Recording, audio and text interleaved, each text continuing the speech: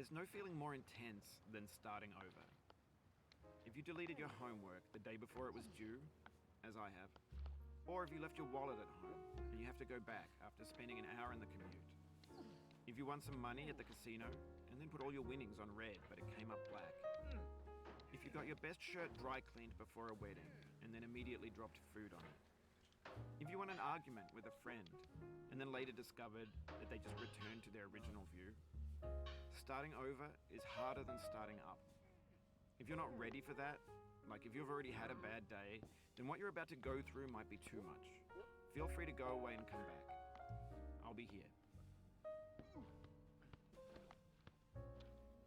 Alright, thanks for coming with me on this trip. I'll understand if you have to take a break at any point. Just find a safe place to stop and quit the game. And don't worry, I'll save your progress, always, even your mistakes. This game is a homage to a free game that came out in 2002, titled Sexy Hiking. The author of that game was Jazuo, a mysterious Czech designer who was known at the time as the father of B games. And B games are rough assemblages of found objects.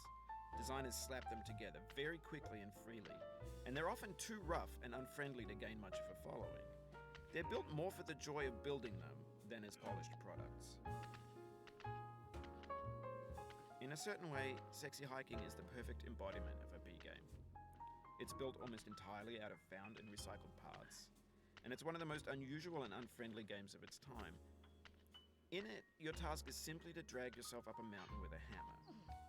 And that act of climbing, in the digital world or in real life, has certain essential properties that give the game its flavor. No amount of forward progress is guaranteed. Some cliffs are too sheer or too slippery, and the player is constantly, unremittingly in danger of falling and losing everything.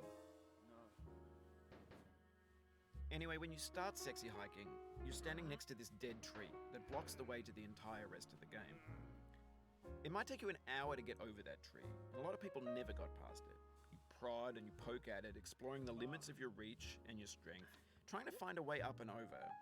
And there's a sense of truth in that lack of compromise.